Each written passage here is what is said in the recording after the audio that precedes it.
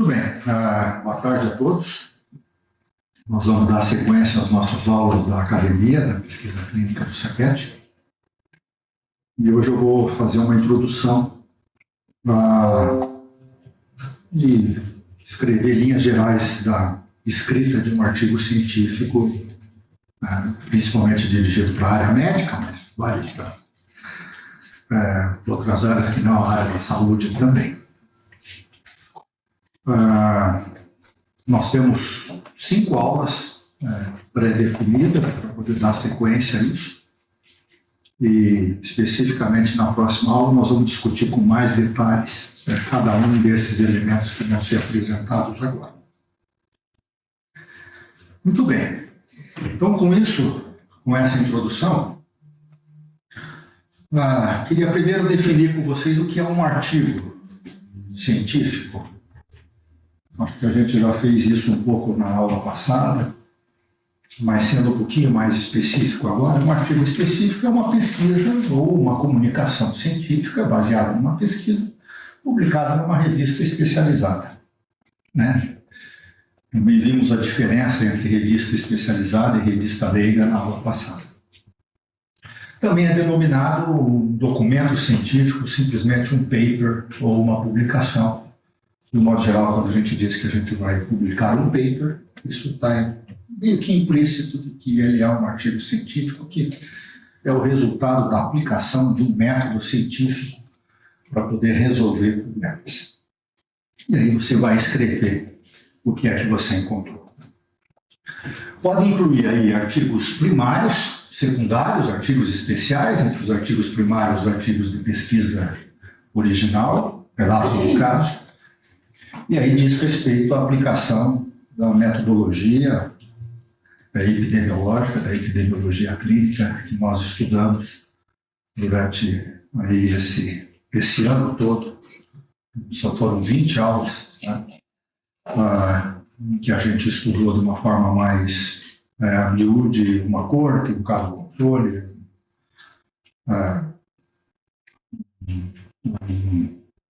um ensaio clínico randomizado, um ensaio clínico não randomizado, e assim por diante. Os estudos transversais, daí afora. Mas também envolve, eventualmente, artigos secundários, artigos de revisão narrativa, revisão sistemática, ou alguns artigos especiais. Os artigos de revisão, de modo geral, são chamados de secundários porque eles não produzem conhecimento novo, eles organizam o conhecimento que já está publicado. Por isso, eles são chamados de fontes secundárias de conhecimento. Os artigos especiais são todos os outros artigos que vêm dentro de uma revista científica, de um modo geral, que não os artigos originais. Os artigos secundários, de um modo geral, são considerados artigos originais, porque eles organizam e produzem, de alguma forma, um conhecimento que não estava disponível nos artigos originais. Embora eles sejam de fontes secundárias, eles ainda assim são originais.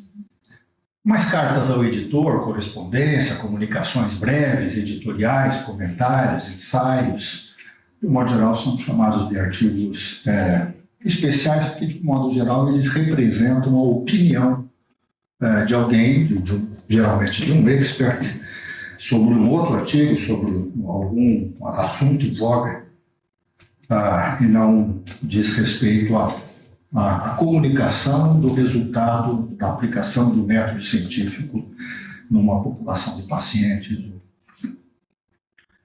numa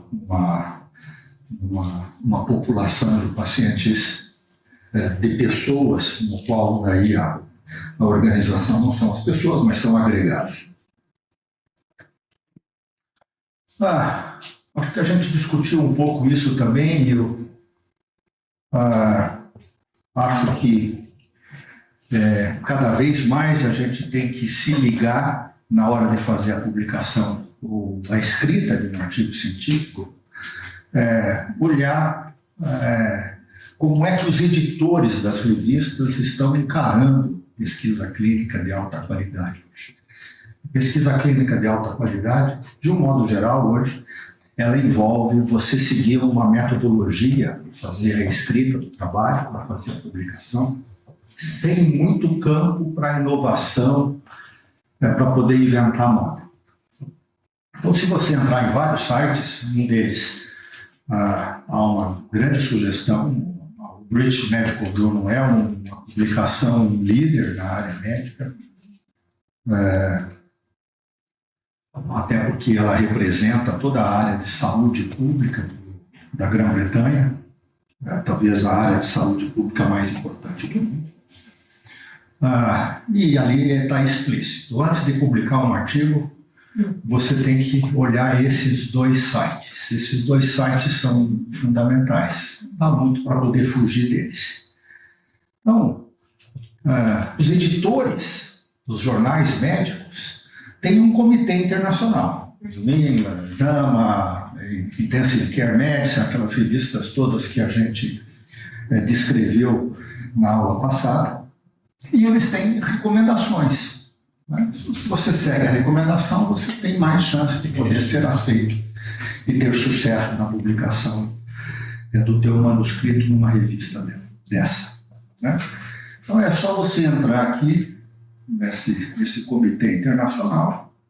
É um site fácil, Comitê Internacional dos Editores dos Jornais Médicos, e aqui tem o conteúdo da página de uma forma muito fácil de ser acessada, em que ele diz rapidamente como escrever o título de um trabalho, quais são os elementos principais de um abstract, de uma introdução, o que tem que conter nos métodos,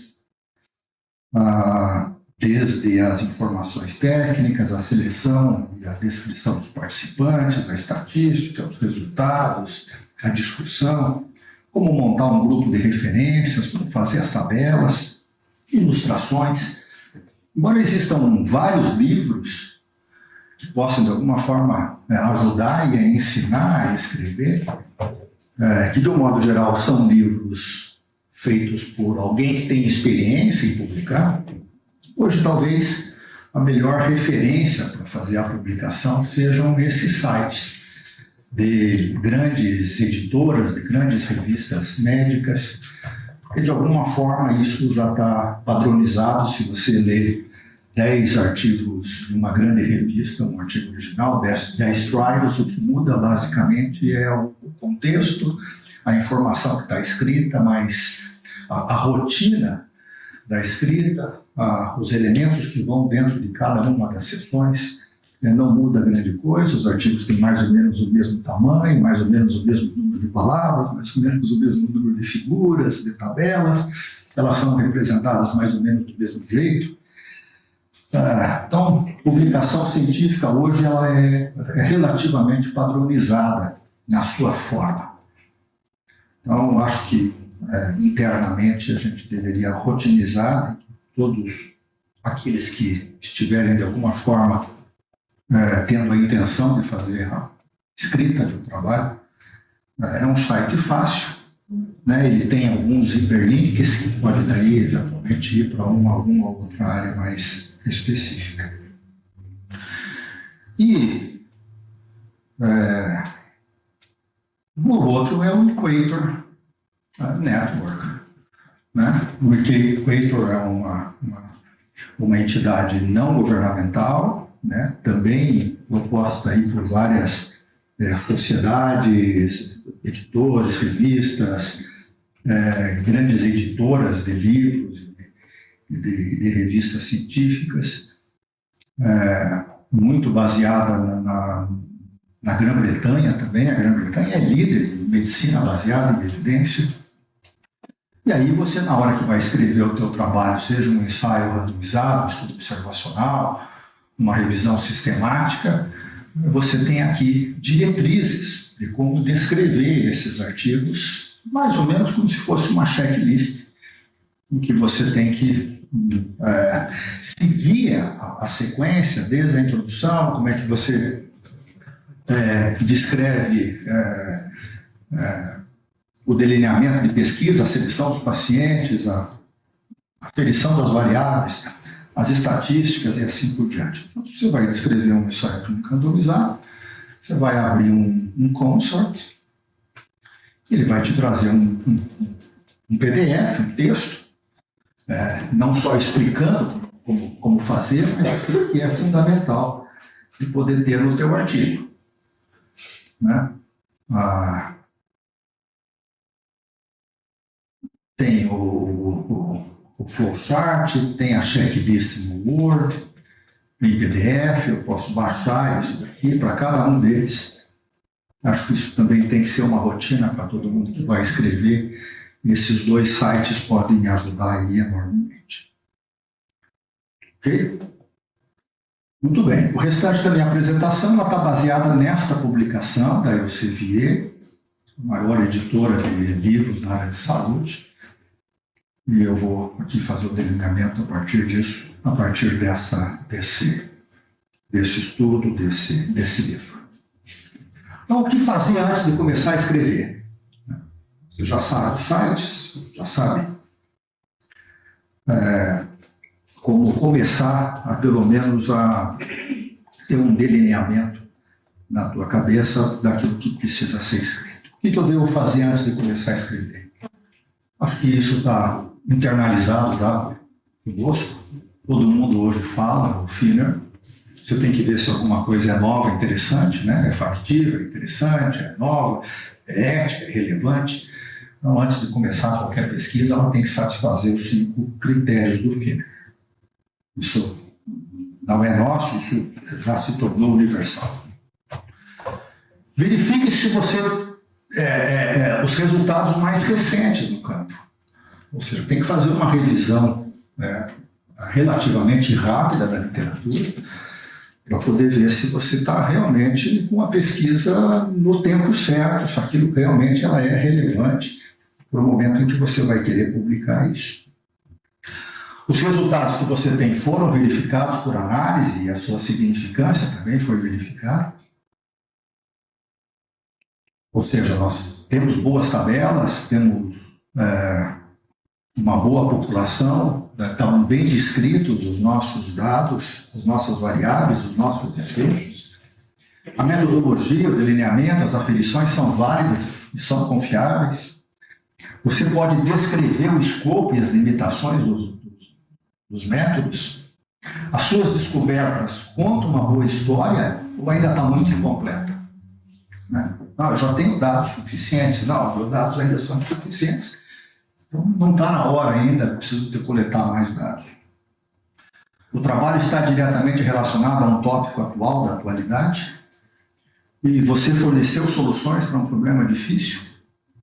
Essas são 8 perguntinhas antes de começar a escrever, se você tiver uma resposta sim para elas, para todas elas. Então está na hora mesmo de você sentar com os dados e começar a escrever o teu artigo. E aí eu vou pensar qual é o tipo de manuscrito, antes de começar a escrever, qual é o meu público, para quem eu vou escrever, né? E qual vai ser a revista que eu vou publicar. Então, para cada um desses elementos, o que precisa de ser feito, de fazer um check-up, de fazer uma checklist antes de começar.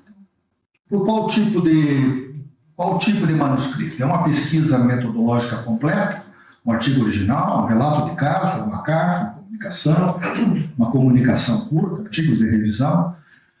Na maior parte nossa, nós vamos publicar artigos originais baseados nos nossos dados, principalmente nos nossos dados do banco de dados. Mas, cada vez mais, podemos fazer pesquisas prospectivas e, eventualmente, até fazer artigos de revisão, fazer revisões sistemáticas.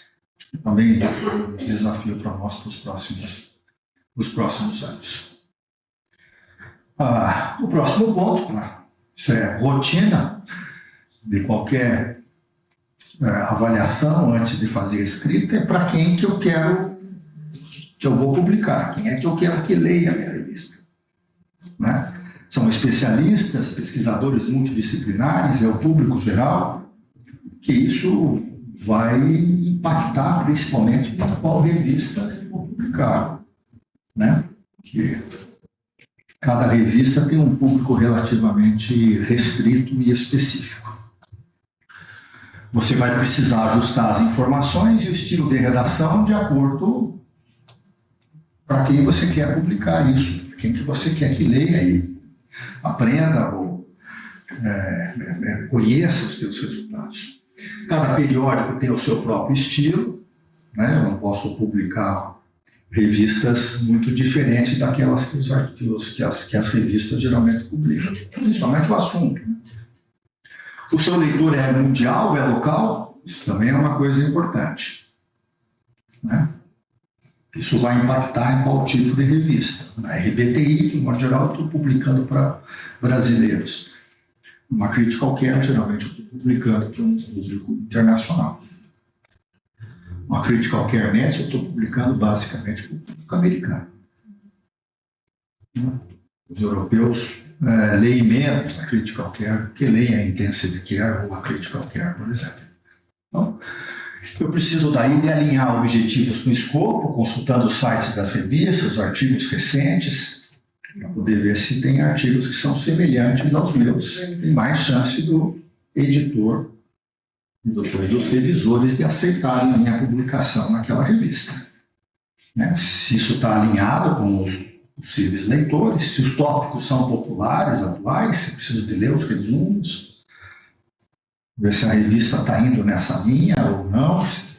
Tem revistas que publicam mais artigos periódicos, outras que publicam mais artigos de revisão. Tem algumas revistas, daquelas que eu mostrei na semana passada, que publicam só artigos de revisão, que não publicam artigos originais. Se os tópicos são populares, né? Isso geralmente é bom pedir conselhos para colegas, principalmente os outros autores, coautores. De modo geral, muitos já passaram por situações semelhantes de terem encaminhado para algum site de uma revista e de terem sido aceitos ou não aceitos. E aí, olhando o teu artigo, experiência nessa hora conta de uma forma significativa para encaminhar artigo para uma determinada revista. Não tente enganar espalhando seu manuscrito em muitas revistas, envie apenas uma vez, isso é altamente antiético, você encaminhar um artigo para 2 revistas. Mesmo assim, ainda acontece com alguma frequência e, de um modo geral, há cada vez mais uma comunicação bastante grande entre os editores, as revistas. Eles sabem o que está acontecendo e você entra numa lista vermelha ou lista preta, como quiserem. Muito bem. Aqui são considerações iniciais. Formato. Consulte e aplique a lista de diretrizes do Guia para os Autores. Né? Todas as revistas têm as suas linhas guias, as suas diretrizes, seus guias para os autores. E certifique-se de usar corretamente o layout, está sendo pedido, tamanho das seções, né? Seguindo os limites das palavras. Então, é extremamente útil que você, na hora que vai começar a escrever método, que você vai começar a escrever uma discussão, uma introdução, você saiba mais ou menos qual é a revista que você vai encaminhar, porque senão você produz um texto daí com 1000 palavras na introdução, ele só aceita 3000 palavras, e aí você tem 300, 400 palavras para colocar na introdução. Então você já tem uma direção prévia, né, dos limites que as revistas oferecem antes de começar a escrever. Fazer uma revisão da nomenclatura, abreviações e grafias, para já, eventualmente, desde o começo, já começar a escrever certo, não precisa ficar corrigindo isso depois. Qual é o formato das preferências, o número, o tipo de figuras e tabelas. Cada revista tem os seus limites. De um modo geral, são 5 dessas aqui. Eles podem ser 1, 2 figuras, 3 tabelas, até 3 figuras, 2 tabelas, às vezes uma figura só, 4 tabelas. O resto você vai ter que jogar no suplemento. Então, todos os editores odeiam perder tempo com manuscritos mal preparados. E às vezes é até um sinal de desrespeito, né? Então há todo um esforço para publicar uma norma que a revista aceita e você encaminha artigos fora da norma. Na maior parte das vezes, as grandes revistas hoje têm sessões só para poder avaliar se o teu trabalho está de acordo com o guia. E se não tiver, isso nem é encaminhado para o diretor. Então fica um vai e volta, que só atrasa a tua publicação. Mostra que você não se preparou antes de encaminhar o teu trabalho para aquela revista, ou o teu trabalho não cabia dentro das normas daquela coisa. Isso também não é legal. Conhecendo isso tudo, vamos começar eventualmente a escrever um artigo. Então, o INRAD hoje virou norma para os artigos, para as grandes revistas. Lembro bem que na década de 80, na década de 90, você fazia resumos de trabalhos que eram relativamente desestruturados. Mas na virada do século para cá, todas as grandes revistas hoje, com pequenas variações, os resumos são estruturados, os métodos e as apresentações, figuras, tabelas, todas elas hoje têm um formato estruturado. E com qual parte você deve começar? Essa é uma pergunta interessante, que eu acho que talvez seja um ganho significativo para nós, se a gente de alguma forma rotinizar uma forma estruturada de começar a fazer a escrita dos artigos científicos. A estrutura básica de um artigo científico tem esses elementos aqui. A gente vai escrever, blá, blá, blá, blá, hora que chega na mão da Rafa, a Rafa coloca isso aqui tudo em ordem. Ela é craque nisso daqui.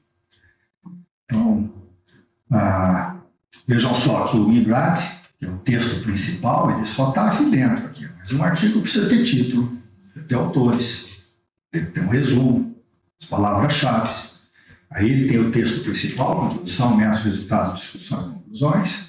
Ele tem uma parte de agradecimentos, tem uma parte de referências e os materiais complementares. É essa sequência básica que hoje, desde RBTI, revista Medicina Intensiva da Espanha, ou um JAMA da vida, segue essa sequência, eventualmente com uma ou outra pequena alteração, mas isso é básico.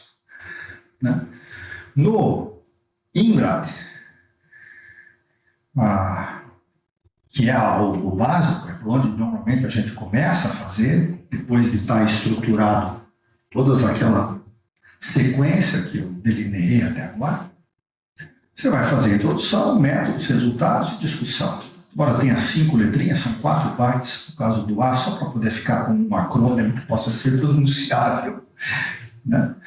Então, a introdução é o que outras pessoas fizeram.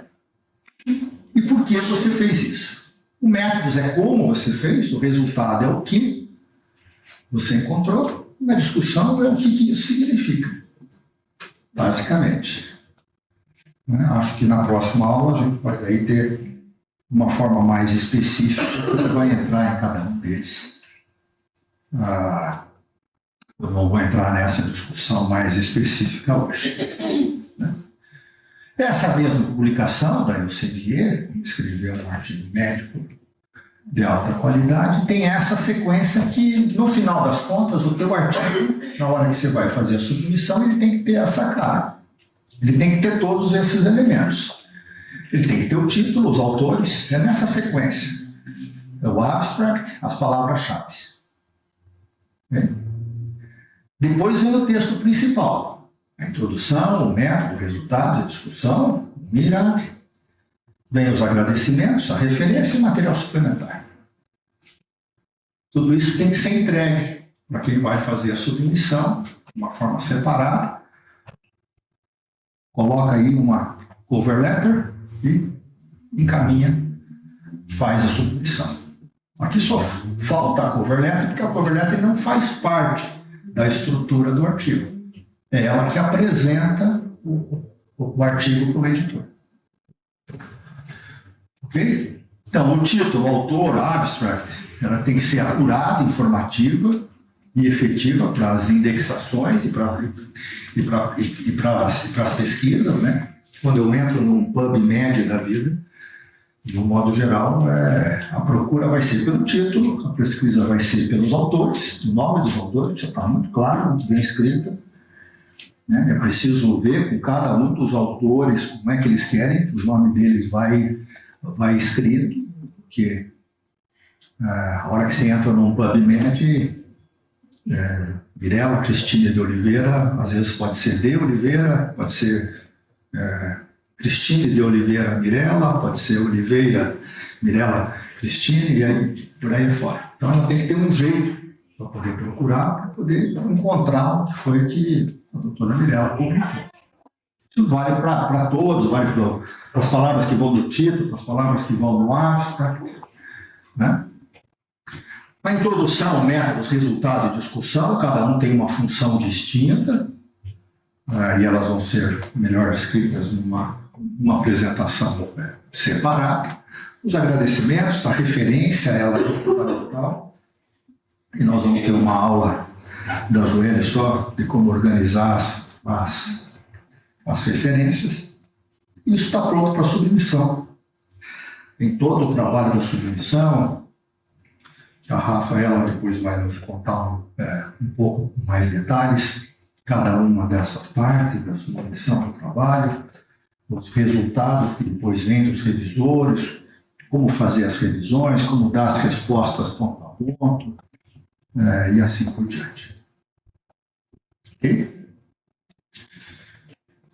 Mas a escrita não segue essa ordem. A escrita precisa seguir uma outra ordem, né? Embora o artigo tenha esta estrutura, a gente não começa pelo título, enfim, os autores. Você não vai escrevendo como geralmente se escreve um livro, né, com introdução, desenvolvimento, conclusões. Você escreve de uma forma diferente. Então, existem várias propostas para se fazer uma escrita de trabalho. Não tem um jeito único de fazer.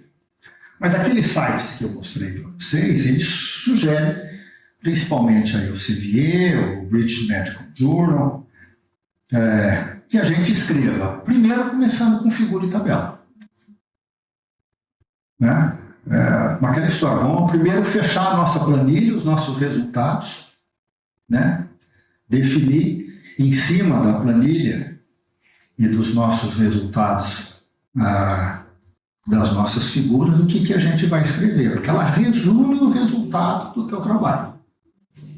Aí você descreve o método, como é que você chegou naquilo. E dos métodos, os resultados. Okay? Aí você faz a discussão na conclusão, depois você busca as referências, organiza as referências, faz a introdução. A gente tem feito a introdução antes, né? Escreve o resumo, põe o título no trabalho. Não estou dizendo que você não possa ter um título prévio antes, nem ter um resumo antes. Você já tem muito das referências antes. Mas você não organiza as revisões, as referências, antes de terminar a discussão. Né? Que é a discussão que vai te trazer todas as referências que você vai colocar no seu trabalho e vai organizar. Acerta as referências. Então tem várias figurinhas bonitinhas, eu achei essa aqui a mais bonita. Então, em cima de uma visão do teu trabalho, a gente senta, a gente discute metodologia, o que a gente vai fazer, é uma discussão muito legal, vai e volta, vai e volta. Quando a gente define a nossa pergunta, a gente define que tem um finer, que dá para poder fazer, então está na hora da gente pelo menos fazer uma descritiva, né? E eventualmente alguns testes de hipóteses e montar algumas figuras e tabelas. Em cima disso, eu descrevo o método, melhoro as minhas figuras, as minhas tabelas, né? Descrevo, conto para as pessoas exatamente o que foi que eu fiz no estudo de corpo, de pacientes consecutivos, critério de inclusão, critério de exclusão, aferição das variáveis, né? Como é que eu tratei as variáveis de confusão, a minha análise estatística que eu fiz. Isso aqui é feito conjuntamente. Acho que metade da epidemiologia clínica, nas nossas primeiras 10 aulas, foram basicamente para poder fazer isso. Né? Como é que eu evitei vícios de confusão, de seleção, de aferição e assim por diante. Então, isso está pronto. Eu começo a descrever os resultados em cima das figuras. Né? Sempre com aquela tendência de não repetir nas figuras, nas tabelas, o texto. Né? Redundância, repetição, são erros que a gente deve sistematicamente evitar. Feito isso, revisões, nesta hora você já pode começar a pesquisar um pouco, começa a montar os resultados e a discussão da sequência. À medida que você vai para poder escrever discussão, você precisa de referência na literatura. Né? Porque você tem que explicar aquilo que você encontrou. Aquilo que você explica é aquilo que você... Puxa vida, eu encontrei maior frequência em homens do que em mulheres, maior mortalidade em pacientes que têm PCR alta do que quem tem PCR baixa, maior glicemia nesse grupo do que no outro grupo. E como é que eu explico isso? Eu preciso de uma revisão aí já muito mais dirigida, essa revisão que você faz, não é aquela primeira revisão para poder ver se o teu artigo tem filler ou não tem, se tem relevância ou não tem. Aqui já é uma busca pontual, né? Puxa vida, tem algum trabalho que mostra que Covid está relacionado com doença cardiovascular? Quais são? Qual é o melhor trabalho? Como é que isso, os achados que eu tenho, explica isso? Muito bem. Você terminou o resultado de discussão, você já pode gerar a conclusão, e aí você está pronto para poder gerar a introdução.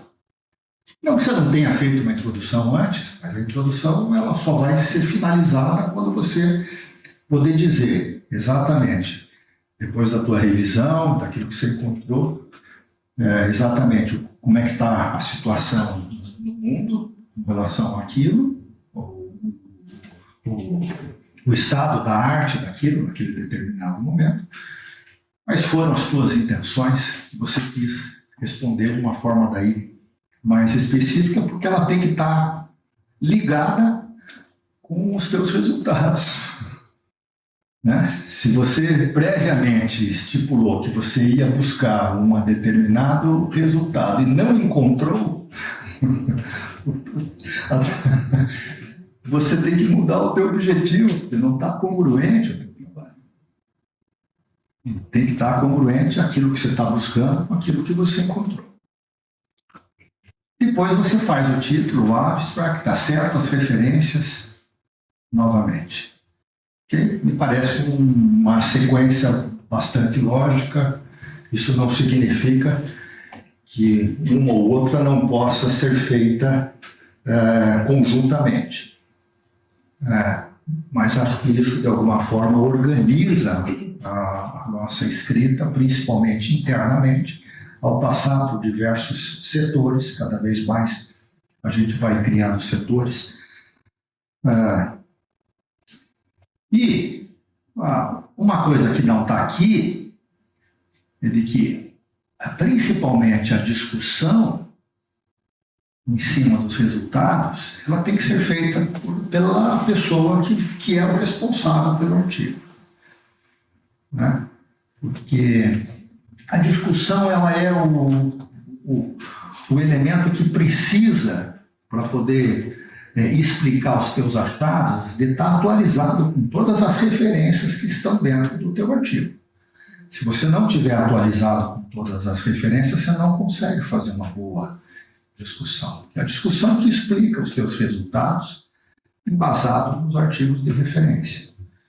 Né? E é improvável que a gente, trabalhando 3, 4 pessoas no mesmo trabalho, que todas elas tenham a mesma consciência de todas as referências. Consequentemente, acaba virando uma coxa de retalhos. Né? Um escreve um determinado parágrafo, depois o outro escreve um parágrafo diferente, e aí um terceiro escreve um terceiro parágrafo e perde uma coerência. E por isso que nos grandes centros, todo mundo que vai fazer o trabalho, tem alguém que põe o trabalho debaixo do braço, né? E ele é o grande responsável pelo trabalho, que conta com a ajuda de outras pessoas. Mas é na discussão que realmente os trabalhos possam demonstrar que eles são coerentes e explicar os resultados, chegar a uma determinada conclusão, muito embasada naquele conjunto de referências que estão dentro do trabalho. Ok? Alguns pontos-chave importantes, para cada um deles existem pontos-chave importantes. Acho que nós vamos ter aulas específicas para cada um deles, mas acho que vocês sabem como eu gosto das figuras e das tabelas. Eu trouxe uma introduçãozinha nas figuras e tabelas, dizendo que a figura vale mais que 1000 palavras, né? São as figuras que ficam. Não há nenhuma dúvida que um leitor, na hora que pega uma determinada revista, ele olha o título, eventualmente ele olha o abstract, mas ele vai para as figuras rapidamente e para as tabelas. As tabelas têm que ser o mais informativas, mais claras possível, que aquilo captura, e aquilo tem que, de alguma forma, resumir de uma forma clara, bonita, interessante, desafiadora, o leitor, né? Ilustrações, incluindo figuras e tabelas, são essenciais, elas são a força motriz, né? Tanto é que elas são o item 1, né? É onde você resume o teu trabalho nas figuras e tabelas, é onde você monta a escrita dos teus resultados, e depois vai na literatura buscar um embasamento teórico para aquilo que você encontrou. Geralmente, as tabelas fornecem resultados experimentais, reais, e as figuras geralmente são frequentemente usadas para comparações de resultados experimentais, né? As figuras, de modo geral, têm 2 eixos.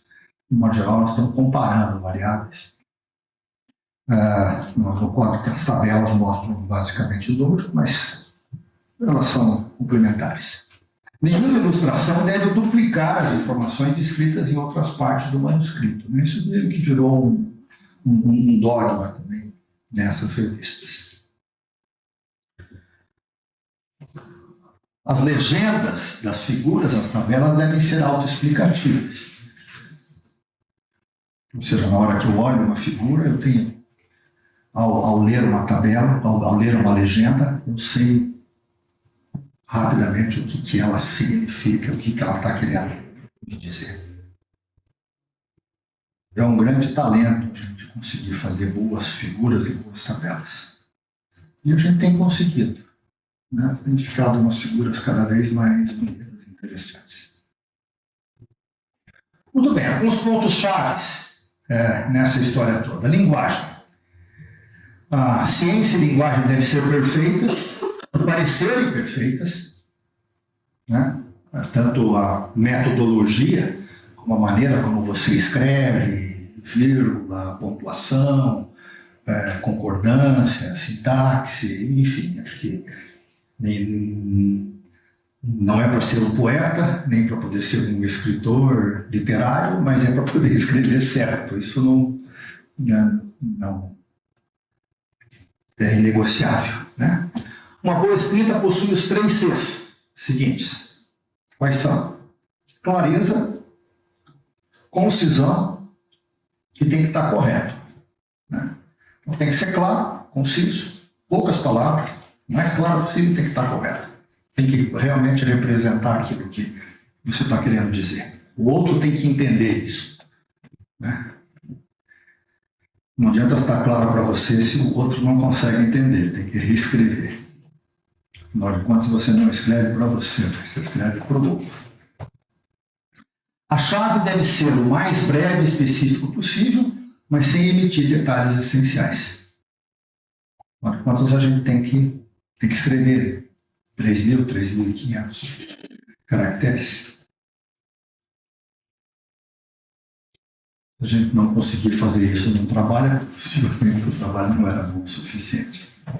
Isso não é muito verdadeiro, né? Afinal de contas, a lei da relatividade geral do Einstein foi escrita num artigo de uma página e meia. Uma página e meia. Mas era uma outra época. Hoje, você pega um artigo de qualquer revista, elas têm 8, 10 páginas, não tem nem menos. Não tem artigo original com 6 páginas, com 7 páginas. Artigo original é difícil encontrar. E não tem com 12. Então, parece que todo mundo acabou tendo que ser encaixado no mesmo formato. E usar serviços de edição de linguagem, isso está na Elsevier, isso está na Nature, isso está no British Medical Journal. Acho que a gente já passou por essa fase. Ok? A gente termina, melhora, faz o máximo que a gente puder e nós vamos utilizar alguém que vai nos ajudar a escrever melhor isso, deixar um inglês como se fosse um inglês nativo e numa escrita...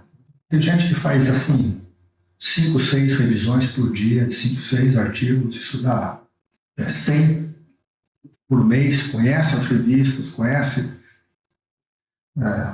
Então, a gente faz o nosso melhor até um determinado ponto, como a gente fez com os nossos 3 artigos até agora, a gente vai encaminhar, né, para um serviço de edição de imagem, seja com a Milena, que a gente tem feito, ou no trial que a gente fez com o serviço de edição da Nature, né? A gente não precisa ficar levando bronca do revisor. Olha, acho que está bom, mas acho que o teu artigo ganharia muito se fizesse uma revisão da linguagem com alguém que falasse o inglês como se fosse inglês nativo. Tá bom? Tá bom. Você me submete outra vez. Linguagem. Conheço o inimigo, uma boa escrita evita as seguintes armadilhas. Evitar repetição, evitar redundância, né? Evitar ambiguidade. Você escreve uma conclusão, tira uma conclusão de um lado, do outro lado você acha que aquilo não é bem assim, num parágrafo está de um jeito, no outro parágrafo você aceita que talvez não seja bem daquele jeito, né? Não exagere, né? Principalmente quando os resultados são pequenos. Os resultados são pequenos, mesmo que você quisesse que sejam grandes, né? Essa diferença também do que é clinicamente relevante, do que é estatisticamente diferente também é importante, tanto para um lado quanto para o outro. Às vezes você encontra uma diferença estatística que não é clinicamente relevante, e às vezes o contrário. Encontrou uma diferença relevante, mas não teve poder explicar. Enfim, são vícios que devem ser rotineiramente evitados. Esses aborrecimentos são aborrecimentos comuns para os editores, é o que esse pessoal se refere. E para poder terminar a apresentação hoje, um pouquinho só lembrando a ética da publicação, e que o comportamento não ético inclui envios múltiplos, né? Publicações redundantes, né? Às vezes a mesma publicação, muda um pouquinho, manda para uma segunda revista, para uma terceira, manda para uma revista internacional, depois manda para uma revista local, a mesma coisa. Isso também não é ético. Plágio, copiar, fabricação e falsificação de dados.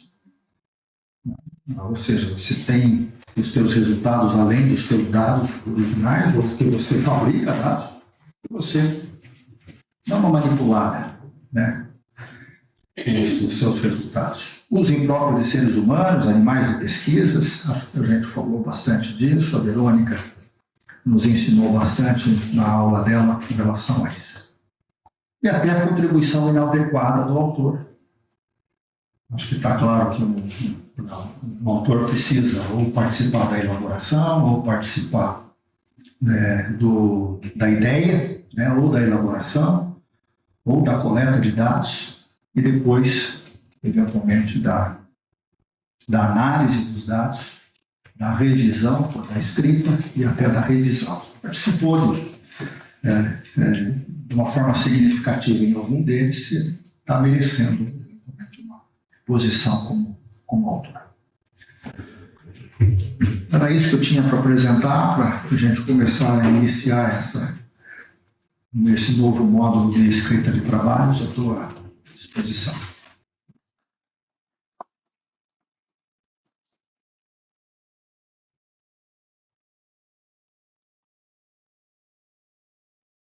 Bom, obrigada pela aula. Eu fiz várias anotações, fui mudando aqui de dispositivo enquanto foi acabando a bateria.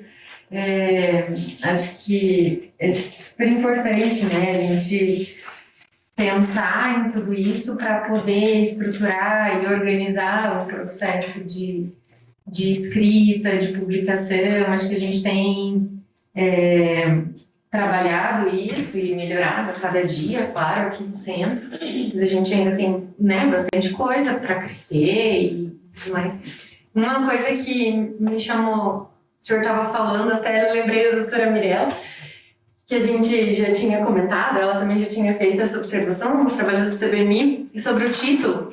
É uma coisa que, às vezes, a gente fica pensando, é tão importante, né, um título claro, e às vezes a gente quer um título que chame atenção, mas isso é ótimo, a gente vê que tem vários artigos que tem títulos que chamam atenção, agora tá, né, título com perguntas e tudo, e isso sai nos artigos, em grandes revistas, é super legal. Mas até quando nós vamos fazer uma busca sistemática na literatura, o quanto a chance do artigo ser selecionado por título, se ele for informativo sobre o método utilizado e sobre a pergunta de pesquisa, o quanto que isso aumenta a chance dele ser incluído numa revisão sistemática, por exemplo. E, então, pensar para além da publicação, né, igual o senhor falou sobre como ele vai ser encontrado, como ele vai ser citado, como o senhor fala sempre das figuras, como que isso vai ser apresentado, o quanto que aquela figura tem potencial para ir para uma aula, né, e ser citada numa aula. Acho que pensar nesse todo é muito, muito importante, como o senhor trouxe aqui para a gente. Obrigada. Obrigado. João, quer falar alguma coisa?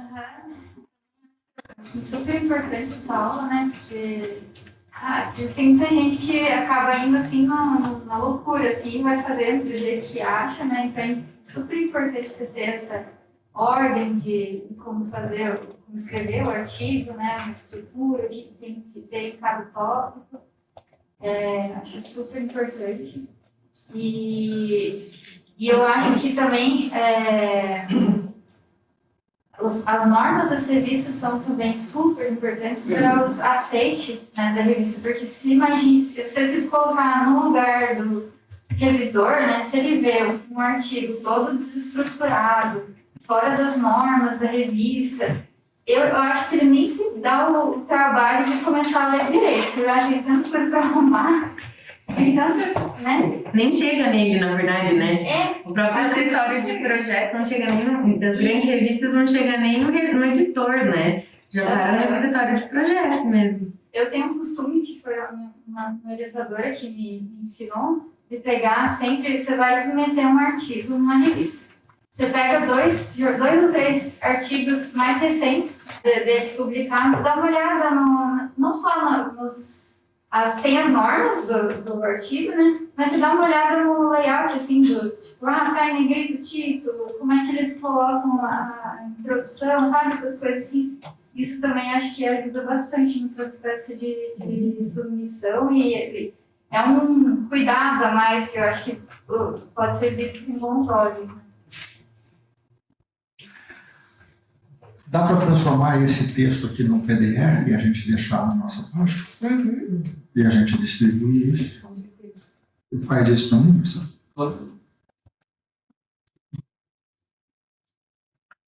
Mas uma coisa. É bem isso que a Joana estava falando, estava pensando aqui também, porque a minha participação nos artigos que o CEPET publica é mais no sentido mesmo da formatação para publicação e da importância de observar essas normas, né? Às vezes dá um pouco de preguiça, a gente acha que passa, mas tem que ser mesmo obsessivo e o primeiro passo é ler exaustivamente as normas, comparar com os artigos recentes publicados, como o Joana falou, mas ser obsessivo, né, nesse guideline que eles publicam. Na parte da técnica ali, acho que é o melhor caminho mesmo, de ser obsessivo de observar as normas, que aí tem essas falhas. É saber que quando está pronto para submeter, ainda não está submetido, né? Lê, o que você... Conta um pouquinho desse mês aí, você que está trabalhando num trabalho, as dificuldades e as facilidades que você encontrou. Foi bem legal, a gente seguiu realmente isso, o Joelho me ajudou bastante. E buscar sempre a clareza, né? Isso a gente tem feito bastante, porque a gente tem ainda com aquela ideia de tentar escrever bastante, encher linguiça, digamos assim, e acaba ficando poético demais. Eu tenho treinado bastante isso. A revisão, também revisão bibliográfica, as meninas me orientaram muito, que eu fazia de uma forma menos abrangente, menos específica, não sabia usar aquelas palavras e códigos de pesquisa do PubMed, isso já me ajudou bastante. E linkar as informações, como trazer isso juntando com a minha prática, que eu tenho, né, de experiência, com o que tem na literatura, e rapidamente, sem muitas palavras, conseguir linkar isso para fazer discussão. Essas últimas semanas foi isso que eu tenho feito com elas, tenho aprendido bastante. E outra coisa também, a questão da leitura e crítica de artigos, né, isso. A gente acabou não fazendo muito, mas um artigo a gente pegou e conseguiu fazer bem, já valeu bastante. Examinar tópico por tópico, foi bem, muito construtivo para mim.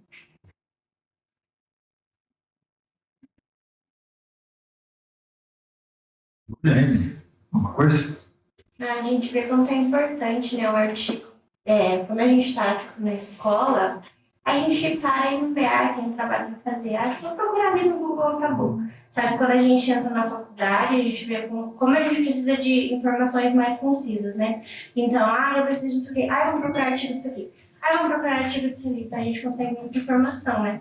E vendo passo a passo, a gente vê o quão difícil e quão rigoroso nas coisas, né? Então não é só você, eu acho que é isso, eu fiz mais ou menos isso e vou lá e publico. Não, é muita coisa por trás, né? Então, cada dia a gente vai aprendendo mais.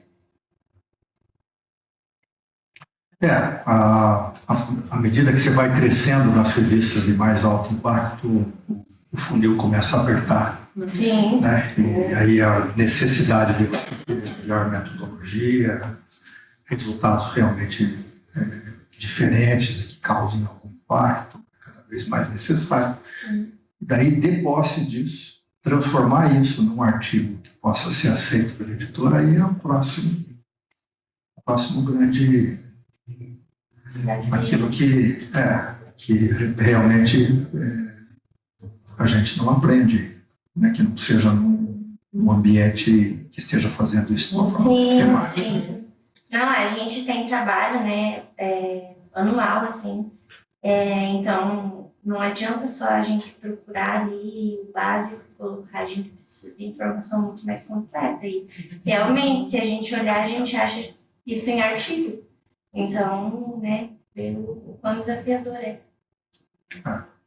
A gente sair daquela fase de ficar fazendo só trabalho para congresso e passar a fazer trabalhos para revistas científicas, para revista científica de grande nível. E os trabalhos prospectivos, isso é um caminho longo. Sim. Doutor, meu TCC só andou depois que eu entrei aqui. Porque, gente, olha, quando eu comecei a escrever meu TCC, foi surtos de choro e não tinha essa estrutura toda certinha, né? Dessa semana eu tive reunião com meu parceiro, meu orientador. Eu Põe falei para assim, você uma coisa para você poder escrever, mas não te dá os instrumentos, né, para Não você dá. poder fazer. Então, nossa, É. foi e aí terrível. você faz pela tua cabeça como se fosse um texto de Facebook. Daí eu falei assim, eu falei pro meu colega, eu falei assim, a gente tá fazendo errado. A gente tem que fazer uma anatomia da pesquisa. Que legal. Aí a gente precisa achar uma pergunta central e a partir dessa pergunta, o que o nosso trabalho quer responder. Aí agora tá planchando. Agora, sexta-feira eu termino, graças a Deus. Mas é muito importante essas aulas, gente. Olha, o crescimento, ó, Legal. muito. Agora tá. Vamos ver, vocês têm 30 alunos, né? 26 que vieram. 24. 24. 27, na verdade, né? Que as meninas não assinaram as orientadoras lá. As diretoras da Ligânia. 27. 27 alunos, eles estiveram no sábado aí, aula de metodologia. 27 olhinhos brilhando no sábado. Mas a gente percebe, né, o quanto que é importante eles terem essa informação, mas o quanto que às vezes eles precisam palpar isso de alguma forma para que possa e ter uma orientação, né, metodológica ali mais direcionada para o problema deles, para eles terem realmente, para eles transpor esse conhecimento em prática e ver a aplicação. É bem legal ver esse crescimento, que Sim. bonitinho, Júlia, parabéns. Ai, tô muito fofinha. Ai, tô maravilhosa. Bem, Não, você tocou num ponto que era o comentário que eu ia fazer, né? A gente tem, sei lá, 30 anos de história de arte, história para congresso, né? E tem praticamente um ano só de escrita, né? Muita coisa boa aprendida, passado, que a gente podia ter, né? Então, eu ainda considero, já falei isso outras vezes, que a evolução que se teve nesse um ano ela foi muito grande, né? Se conseguir finalizar e submeter e aceitar 3 estudos, eu acho bastante, porque eu vejo o comentário aí de todo mundo, da dificuldade que é você conseguir terminar, enfim, pesquisadores que fazem isso de maneira pessoal, vamos dizer assim, que são professores que precisam publicar, né? Então, não é uma tarefa fácil. Então, né? Não é uma tarefa fácil, né? É um processo difícil, assim. Então, e a gente, o CEPET tem um histórico de produção científica, mas nesse outro nicho, vamos dizer assim, né? Que são trabalhos para congressos nacionais e internacionais, mas... Então, eu acho que o caminho, ele tá acelerado. Eu acho que a gente vai logo conseguir fazer estudos de menor qualidade, mais prospectivos, mais ensaios clínicos, enfim, num tempo possível, assim, né? Sim, mais rápido do que... O que a senhora falou, né? Se a gente olhar o copo meio cheio, 3 estudos dessa qualidade em um ano, mantém um professor tranquilamente na pós-graduação. Então, assim, né, não é o que a gente quer se comparar, não é isso, não é isso, não é o né? intuito, não é nada, mas assim... E fora de uma universidade, fora de uma estrutura de pesquisa como tem uma rede DOR, um Einstein, um lugar desse tipo que tem, né, outros aportes financeiros, enfim, outra estrutura, né? Então, O próprio traz um financiamento próprio, né? É coisa que ninguém acredita. Mas enfim, o nosso maior gargalo nesse momento é a gente colocar em prática um texto limpo, bom e publicar. Tem muita coisa em cima da mesa que não sai. Vai chegar um determinado momento que a gente vai estar fazendo isso mais regularmente. então, é isso mesmo. Ok. Obrigado pela atenção de vocês hoje.